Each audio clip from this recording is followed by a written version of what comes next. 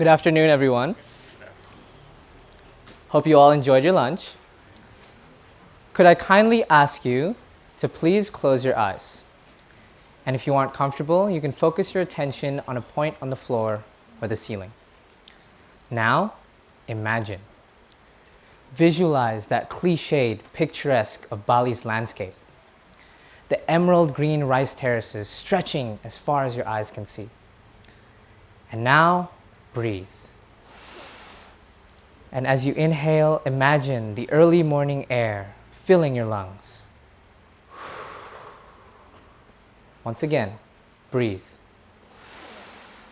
And on this breath, pause and hold it for a moment. Prepare yourself for the day ahead. It's going to get hot, hotter than any day you've ever experienced in your life. One last time, breathe. And on this breath, exhale as deeply as you can. Let go of that breath as though you spent the entire day working the field, changkul in hand and the sun boiling the sweat right out of your pores. Be aware of all your muscles, all the tension in your joints. Gently stretch where you're seated and slowly open your eyes. Re-enter this space. Regardless of where you are from in the world, here, today, you are a farmer. And for as long as you can remember, you have been married to the soil. And so have your parents and their parents and their parents before them. Life as a farmer in Bali is often romanticized. I'm just as guilty as you. On the way home, looking out the window at that masterpiece painting, the figures in straw hats appear as just brushstrokes. But as with any masterpiece painting, we hardly ever think about, let alone see with our own eyes, the tears, sweat, and blood that's infused into the canvas. Or, take another work of art. Do you remember your most recent meal?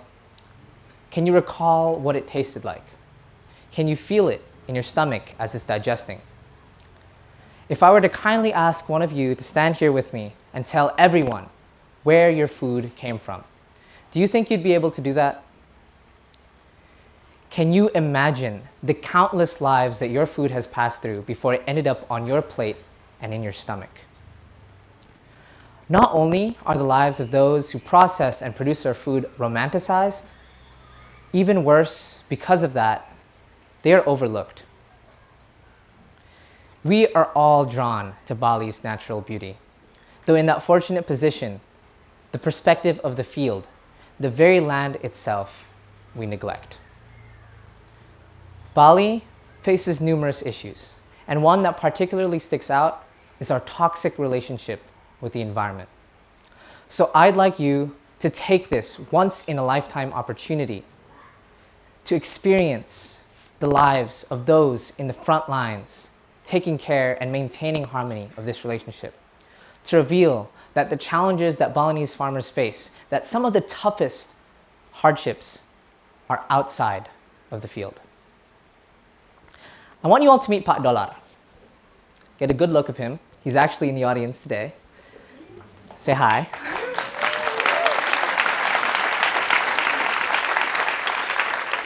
I'd like you to guess what he does for a living.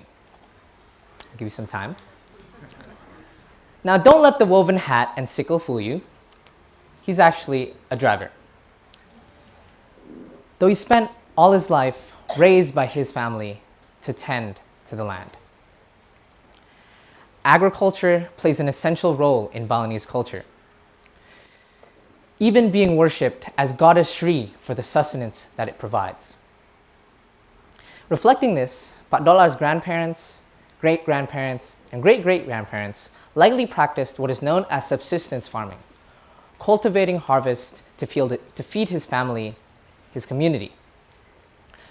Though as society progressed, so did the purpose of agriculture. The Green Revolution ushered in not only innovations in crop yields, fertilizers, and also pesticides, but also created a new mentality.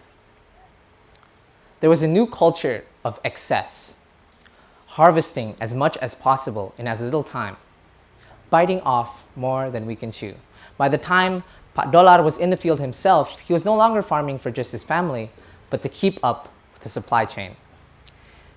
And when crops failed to meet the demands of the economy, Balinese farmers, and especially their children, were forced to diversify their income, sacrificing our ancestral soil in the process. Pak Dolar became a driver, and some of his neighbors also sold their land. And for a time, they were well off, floating in this economy, able to feed their family, school their children, pay the bills. Though this stability was short-lived, as a global pandemic would rip that right out of their hands. Today, if he's not driving around, you can find him herding flocks of ducks or taking care of his land.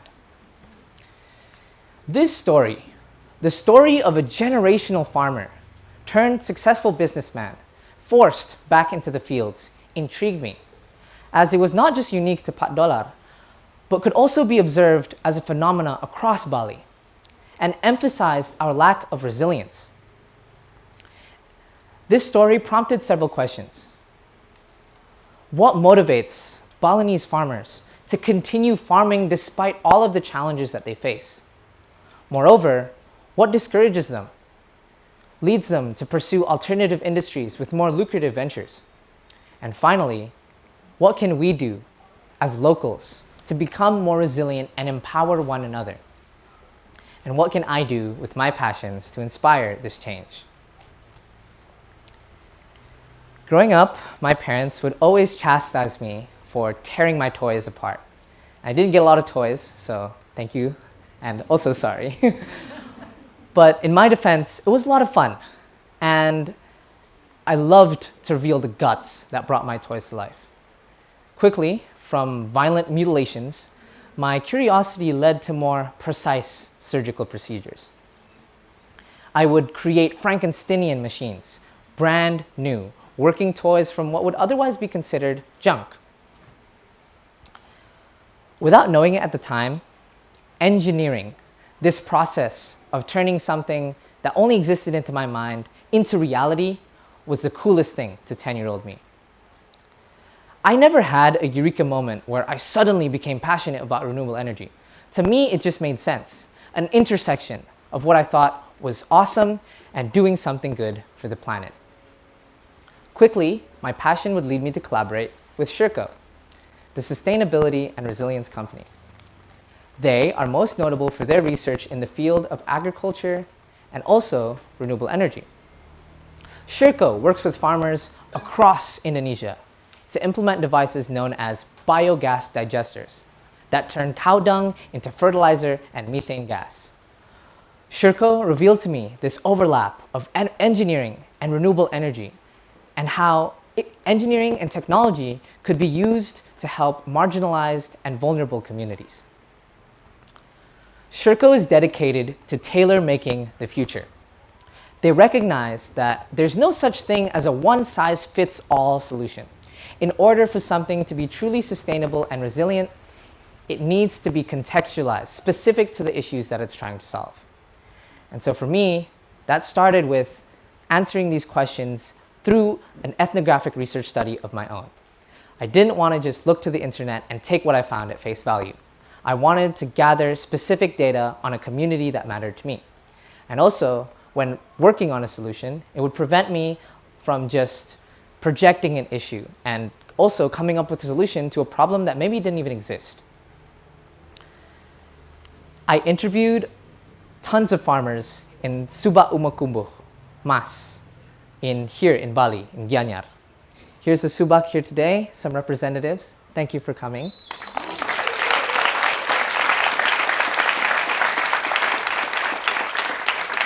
They revealed to me numerous issues, but the ones that overlapped in particular were a lack of resources, underpayment, more interesting and lucrative opportunities in the industries like arts and crafts, tourism, hospitality, and also real estate, and a lack of motivation to innovate in their farming practices.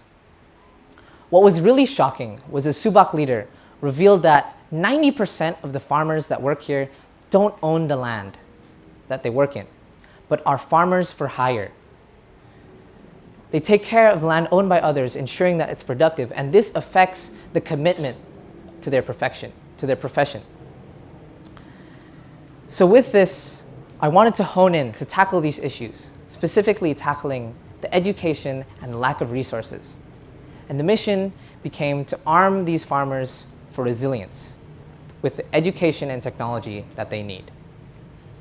I looked to a source of life in the Subak. There was an endless flow of running water, making it perfect for hydropower. Hydropower would be useful for farmers to power their devices in the fields and tackle that lack of resources. And for education, I wanted to establish a learning center where farmers would be able to have this community to empower one another and also motivate them to innovate in their farming practices. I took this project to the Greenstone Foundation, and they connected me with Best Water Technologies. And after reviewing my proposal, they graciously provided me with a grant to pursue this project.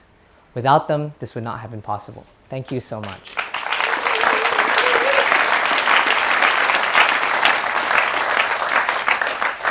And now, with the permission of the Subak, all the pieces were in place, and it was time to assemble everything together. This is the learning center that I designed. Standing on the land provided by my uncle, it was built by my father and I, contractors, and also some farmers. And today it's already being used as a space for farmers to store their grain, to have meetings, and to discuss. And eventually it'll be used to hold the classes that I aim to provide. I started the hydroelectric energy project here. This is me repurposing an old electric bike provided by Pak Reg. Thank you, Pak Reg. And it was a little bit of a small science project, but also served as a spark for motivation. Seeing it spinning, generating electricity, I knew I could continue on this project. But at the scale that I wanted to continue for the hydroelectric generator, I knew I needed support, and it was a really hard pill to swallow. In 2021, I read a research paper published by the University of Udayana here in Bali about a pico hydroelectric generator working in Tabanan. At the time, I really didn't think much of it outside of, wow, this is a working proof of concept here. But after that, it became a blur and I didn't really think much. Fast forward to when I would start working on my project, and a friend of my dad connected me with an expert in the field. Lo and behold, it would be the same lecturer that wrote and published that paper. Pak Iputu Ardana, thank you so much, lecturer at Udayana University. Without you, this project would not have been possible.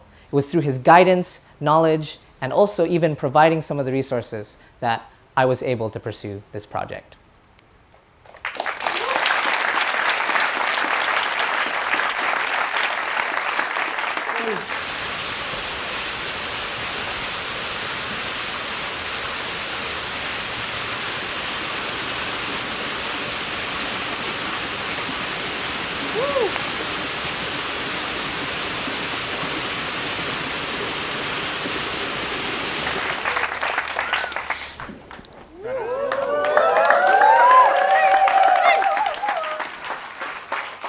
Do we want to see it spinning?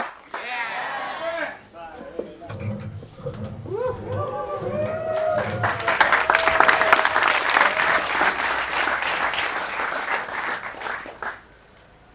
If I were to stand here and tell all of you about all the hardships and roadblocks I encountered through this project, my speech would be 40 minutes long and you all would be asleep.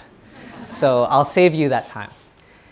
Whether it was vicious wasps guarding the project site, the potential of a flash flood, ceremonies, the machine just not working, and failures in fabrication. Me being too tired or doubtful of myself that it would even work, so much stood in the way of this project. And watching it working, I'm just as shocked as all of you. This machine, at peak capacity, is capable of generating 1 kilowatt hour. That's 1,000 watt hours, which is approximately the same amount used by 2 Balinese households. In the subak, this could be used to illuminate the fields, to heat up food and water, and even to power heavy machinery, like that for dehusking rice, which is still a largely laborious and manual process. With the hydroelectric generator in place, it was time to tackle education. Gathering 100 people, all with busy schedules, would prove to be an ambitious task. So when 40 farmers showed up for my first session, I was overjoyed. The first session,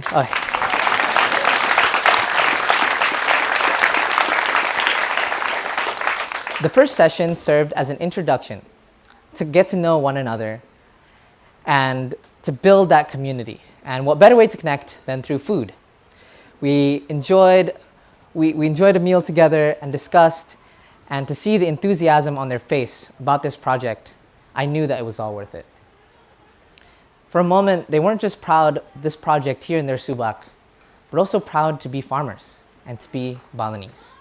And on that day, Umadaya, energy from the land, was born.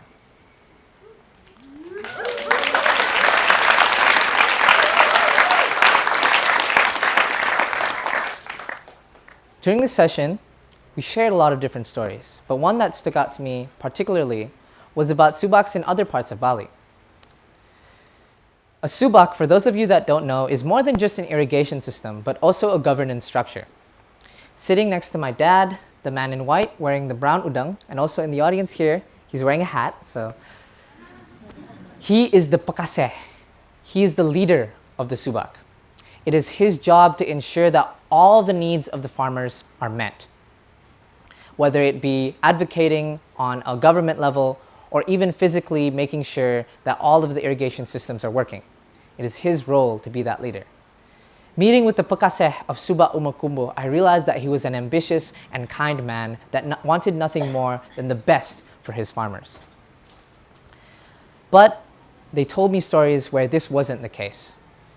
In other parts of Bali, where Pakaseh, instead of fulfilling their duties, abused their power, full of resentment, becoming land brokers or real estate agents, using devious tactics to make farmers give up farming, restricting water flow bit by bit, to the point where they just give up and are susceptible to silver-tongued investors. And I witnessed this firsthand with my own project, when the only access point to the project site was through private land. This landowner saw this bamboo building being built in the fields, and immediately his eyes lit up with dollar signs and demanded a fee. Can you imagine that? A fee for this resource that's being provided to the community. And here, the transformation is complete. From the Pakaseh, a kind leader of the community, into a distorted image, the fee kaseh, a tyrant, a dictator with an iron fist over the land, only working for his own gain. All of these stories really inspired me to continue working on this project, to empower not just the farmers, but also the surrounding community and the youth, to not just see through apathy, but to realize that they can do something too. If not us, then who? Siapa lagi kalau bukan kita?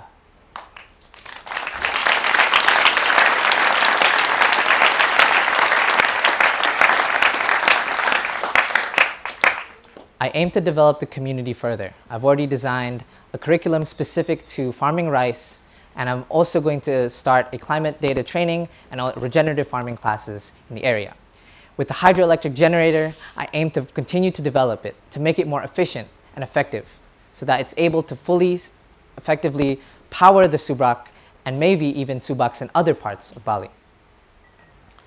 If you're sitting there and you feel like you want to be involved, and you want to be involved in empowering these farmers and being part of this community, all of the pieces that I've displayed as part of this presentation are for auction.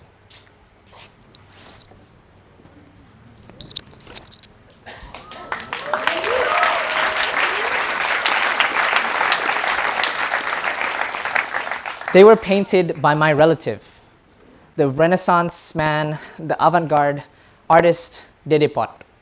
He is heavily inspired by Balinese culture and puts that in all of his pieces.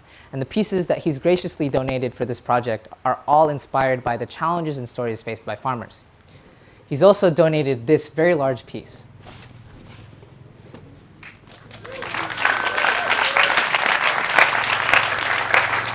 This piece is titled Wadon, and it's an illustration of a mythological statue in the Subak, a guardian of nature. And despite all of the pain that it's endured, still has a smile on its face. These pieces will be available for silent auction, ranging from 3 million to 15 million starting prices. And if all of these pieces go at their starting prices, I can continue working on a machine, a dehusking rice machine that is completely off the grid.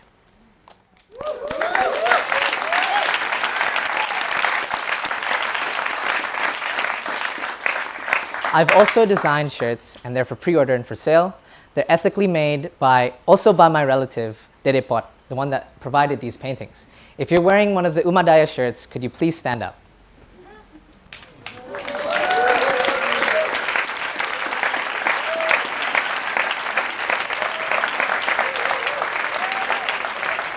They are 200,000 each, and all of the proceeds will fund valuable resources for these farmers.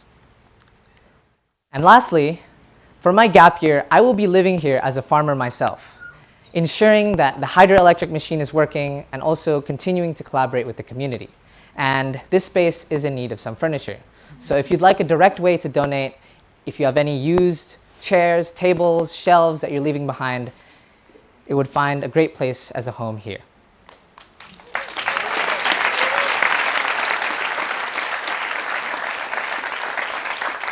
And lastly, if you want to be in touch with my journey and follow me, you can find me on Instagram and LinkedIn, or after this presentation where we can have a discussion about hydroelectricity or farmers.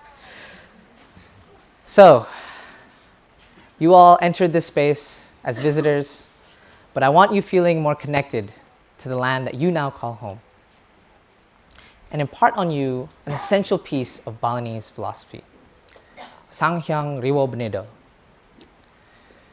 This philosophy teaches us about balance and how balance is essential to our existence here in Bali.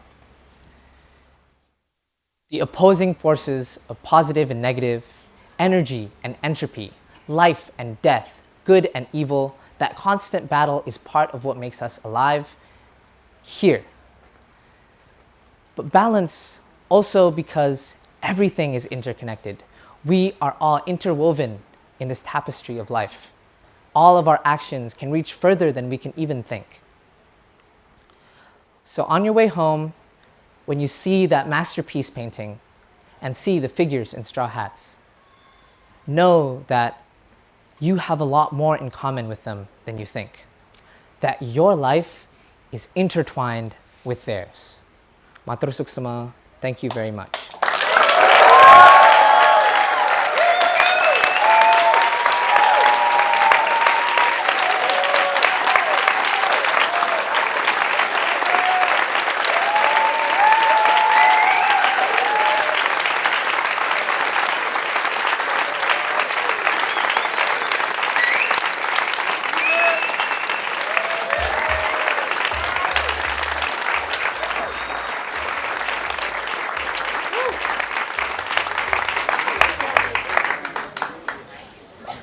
I know you're all probably tired of hearing me talking, but I'd like to give some thank yous here.